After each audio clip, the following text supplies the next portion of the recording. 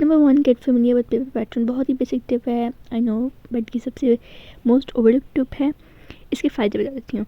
जब आप paper pattern को जान लेते तो आपको पता होता है पेपर किस तरह अटैम्प्ट करना है। ये साइंस सब्जेक्ट नहीं है, उर्दू के हर क्वेश्चन के डिफरेंट मार्क्स होते हैं, यहाँ से हमें जान लिया। और अगर आपने नहीं जाना तो अपने पेपर पैटर्न को खोल के एक दफ़ा पढ़ें ज़रूर, it will help you a lot, I promise. जब उर्दू के हर क्वेश्चन के सेम मार्क्स नहीं हैं तो हमने रियलाइज़ करना है कि हमने हर क्वेश्चन पे सेम एफर्ट नहीं डालना। तो इस हिसाब से आपको पता चल जाता है कि आपने सिलेबस की किन पॉइंट्स पे ज़्यादा एफर्ट देना है और किन पॉइंट्स पे ज़्यादा एफर्ट नहीं डालना। तो the first step is get familiar with paper pattern. Tip number 2, grammar portion. Most students कहते हैं ग्रामर बहुत ईजी, उर्दू को तो छोड़ देते हैं। ये बात सच नहीं है, उर्दू के grammar hard, specially first year and second year same grammar नहीं है जो हम 9th 10th में। ग्रामर का एक स्ट्रक्चर होता है पढ़ने का, और ग्रामर हमारे पेपर में 2 तरह का पोर्शंस में आती है। पहला पोर्शन हमारे पास आता है MCQs बेस्ड पोर्शन। हमारे पास MCQ बेस्ड पोर्शन पे जो ग्रामर आती है वो MCQ बेस्ड आती है, उसमें किसी तरह के क्वेश्चन आ सकते हैं। मैं जो इंग्लिश रिकमेंड करूँगी आपको, इंग्लिश की अकेडमी वगैरह के सीरीज़ जो पोस्ट करते हैं वो वॉच कर लें, सबको बहुत एक अच्छा आइडिया हो जाएगा कि आपने कैसे करनी है कैसे नहीं करनी। सेकंड जो आती है हमारे पेपर में वैसे क्वेश्चन आती है, क्या इससे आपको पेपर पैटर्न।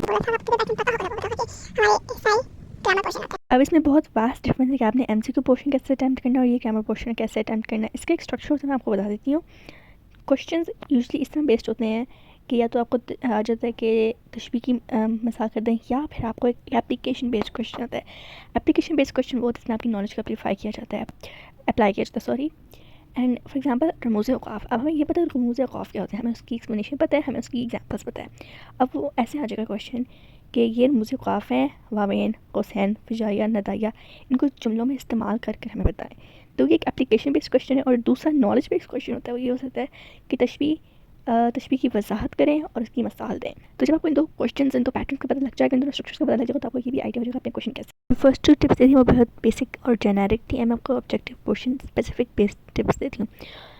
ये थोड़ा सा मैंने ऑलरेडी पहले एक्सप्लेन कर दिया। ऑब्जेक्टिव पोर्शन जो है ग्रामर बेस्ड पोर्शन होता है, इसमें हमारे पास MCQs 20 MCQs होते हैं, 20 मार्क्स होते हैं आपके। इस पर मोस्ट एफर्ट और मोस्ट प्रैक्टिस करनी चाहिए आपको। At least 100 to 200 MCQs the night before your exam practice करने चाहिए। मैंने भी किए थे, that's how I was able to have 20 MCQs correct. तो उसमें ज़्यादा बात करने की ज़रूरत है कि मैंने ऑलरेडी पहले आपको बता दिया है। सब्जेक्टिव पोर्शन में आपका जो पहला क्वेश्चन आता है वो कॉम्प्रिहेंशन होती है, जिसमें आपको पैराग्राफ की तरह अपने सवाल जवाब के आंसर करने होते हैं। वैसे तो ये बहुत ईजी होता है, इसमें आपने बस मेन पॉइंट ये रखना होता है कि सवाल का जितना जवाब बन रहा है उतना लिखना, उससे ज़्यादा नहीं लिखना।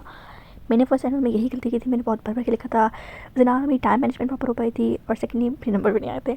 सेकंड नंबर में मैंने ऐसा कुछ नहीं किया था, मेरा जितना चाहे मेरा 1 लाइन का आंसर बनता था, मैंने 1 लाइन का आंसर बनना है। आपने डर के नहीं आंसर करना, आपने कॉन्फिडेंटली आंसर करना। आपको पता है 1 लाइन का आंसर बन रहा है तो 1 लाइन का बनेगा। और दूसरी बात, एग्ज़ाम के बाद किसी के पास जाके ना पूछे और तुम्हारे कितने नंबर लाइन्स बन रहा था, इससे मैटर नहीं करता। आपने जो लिखा होता है वो पढ़ा जाता है और उसके मार्क्स दिए जाते हैं आपको। अगर आपने देखा होगा कॉम्प्रिहेंसिव क्वेश्चन के आखिर में एक क्वेश्चन लास्ट में देता है, खुलासा के ऊपर होता है, या तो आपने छोटा सा उसके लगता और फगेस करना होता है, मुझे दूसरी नाम भूल गई है, मुख्तसर से आपने बतानी होती है क्वेश्चन। तो अगर आप अपनी बुक खोल के देखो ना, बुक खोल के जो इंडेक्स के बाद फर्स्ट 2 पेजेस आते हैं जिसमें बहुत कुछ लिखा होता है, इसको हम इग्नोर करते हैं। उधर खुलासा है और मेन थीम, मेन आइडियाज़ लिखे होते हैं हर चैप्टर के। तो अगर आपको खुद ज़्यादा मसला होता है ना कि उस टाइम पे आपको समझ नहीं आती है मैं कैसे लिखूँ, यूजुअली कॉम्प्रिहेंशन होती है वो बुक से ही आती है। तो मैं मेन एडवाइस भी कि आप एक दफ़ा उसको पढ़ लो। ये मुझे खुद ही टिप पता था, मेरी टीचर ने मुझे खुद इम्प्रूवमेंट से पहले बताई थी, and it helped a lot. Because जब मैंने कॉम्प्रिहेंसिव देखी, आई क्विकली फिगर्ड आउट कि किधर से है, उसी से मैंने already like main idea main theme को जो क्वेश्चन आया था वो लिख दिया। So that's another tip. और एक और टिप, जब आप मेन आइडिया मेन थीम लिख रहे होते हो तो आपने पूरी कहानी नहीं लिखनी होती, आपने सिर्फ 4-5 लाइनों को लिखना होता है। उसमें आपने मेन आइडिया यानी तकब्बुर गरूर किस चीज़ की थीम है वो मेंशन करनी होती है, और अल्फाज ज़रूर मेंशन करने हैं नंबर। अच्छा, अब हिस्सा शेर में मैंने दोनों पोर्शन इंक्लूड करी, जिसमें हिस्सा नज़म और हिस्सा गज़ल आते हैं, जिसमें आपको गज़ल या नज़म के बंद या शेर दिए जाते हैं, जिसमें आपको सवाल जवाब आंसर करने होते हैं। इसके लिए बेस्ट टेक्निक यही है कि आप अपनी गज़ल और नज़म को थ्रूली पढ़ें, उसको अंडरस्टैंड करें, और उससे अदबी महासिन यानी तशबीह, तलमी, इल्म बयान वगैरह सब कुछ हाईलाइट करें। An example of my book page would be, जब आप इस चीज़ को देखते हैं, आप पढ़ते हैं कंटिन्यूसली, तो आपको आइडिया रहता है कि क्या अल्फाज किस चीज़ के लिए यूज़ हो रहे हैं। इसके लिए थोड़ा अंडरस्टैंडिंग ज़्यादा इंपॉर्टेंट होती है। इसमें और कुछ नहीं होता। और एक्स्ट्रा शेर जो कुछ स्टूडेंट्स डालते हैं, अगर आपके पास हैं शेर तो ज़रूर डालें। आई वुड रिकमेंड कि इन पोर्शंस के लिए आप शेर याद करें, because that will bring you marks. हिस्सा तशरीह में 3 तशरीह की क्वेश्चन आ रही हूँ, जो पैराग्राफ की तशरीह होती है, नज़म की तशरीह और गज़ल की तशरीह। अब पहले जो पैराग्राफ की तशरीह है उसके लिए आपको मेन थीम याद होनी चाहिए, यानी मरकज़ी ख़्याल याद होना चाहिए उस चैप्टर का, और एक दफ़ा आपको चैप्टर पढ़ा होना चाहिए तभी आप इसको अटेम्प्ट कर सकती हो। सेकंड देखिए एग्जांपल देती हूँ। सेकंड में चैप्टर है शाखों पर जले हुए बसीरे, जिसमें बड़े सग़ीर के बादशाह की बीवी की बात हो रही है। इसका जो इसका जो मरकज़ी ख़्याल है उसमें तकब्बुर इंसान के अरूज की बात हो रही है।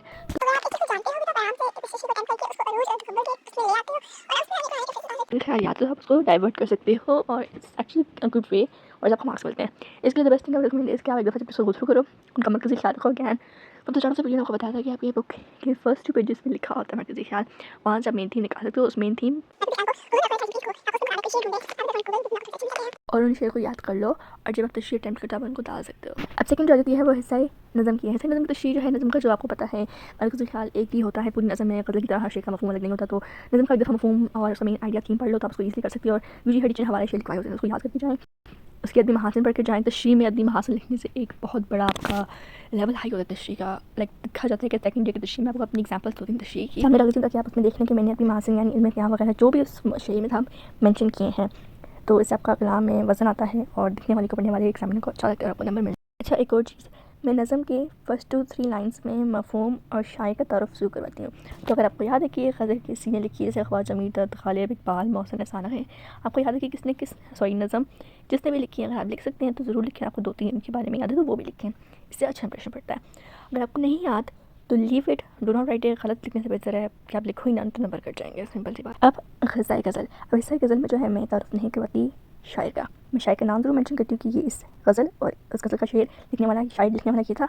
इसके बाद मैं थोड़ा सा मफ़हूम मेंशन करती हूँ। मफ़हूम के बाद जैसे अगर इलामा इक़बाल की गज़ल सेकंड ईयर में है तो बड़े से क्रिएट टाइम की वक्त है, तो अगर इसमें कोई हिस्ट्री है तो उस हिस्ट्री को मेंशन करना लाजमी होता है। जब कलाम में वज़न आता है, जब कलाम में वज़न आता है तो जो एग्जामिनर चेक करता है वो इंप्रेस्ड होता है, तो उससे आपको नंबर मिलते हैं। तो अगर किसी शेर या मफ़हूम पे हिस्ट्री है तो ज़रूर लिखें, या फिर कोई तन्वी का किस्सा जैसे यकूब वाला हमारे पास हमारी दूसरी गज़ल सेकंड ईयर के चैप्टर में है। जैसे all examples I am giving ताकि आपको आइडिया हो जाए मैं क्या चीज़ कहना चाह रही हूँ। लेटर, रिपोर्ट, दरख्वास्त मुझे नहीं याद, बैठनी उससे रिपोर्ट लेटर थी। आप रिकमेंड कि अपने लेटर को 3 हिस्सों में डिवाइड करें। पहले हिस्से में इंट्रोडक्शन दें, सेकंड मिड हिस्से में आप बताएं जैसे मज़मून नवीसी नहीं की जाती, 3 हिस्सों में डिवाइड किया जाता है। लेटर को डिवाइड करके एक अच्छे तरीके से लिखें, अपनी उर्दू में थोड़ा सा इन्हांसमेंट लाइक बहुत सिंपल उर्दू में लिखें, बहुत टफ उर्दू में लिखें, लाइक अच्छी उर्दू लिखें कि पढ़ने वाले को समझ आए। लेटर जो है मोस्टली राइटिंग बेस्ड क्वेश्चन है, इसमें आपको राइटिंग बेस्ड आंसर लिखना होता है और आपको उसी हिसाब से मार्क्स मिलते हैं। इसमें मैंने कोई शेयर नहीं डाला, आई गेस लोग रिपोर्ट लेटर्स में भी शेयर डालते हैं, मैंने नहीं डाला। मैंने बस अच्छे तरीके से पैटर्न में लिखा। यूजुअली लेटर आते हैं कंप्लेन लेटर आते हैं कि आप उसको लिखते हैं इलेक्ट्रिसिटी वगैरह के ऊपर, बिजली पानी किसी के ऊपर, तो जब आप उसके ऊपर लिखते हैं तो अपना तारुफ़ है मोहल्ले वगैरह का फिर बताएंगे किस टाइम से हो रहे, किस वजह से हो रहे हैं। फिर आखिर में उनसे कहेंगे आई होप कि ये आ जाए, मुदीर के नाम पे आते हैं उसने आकर लिख लें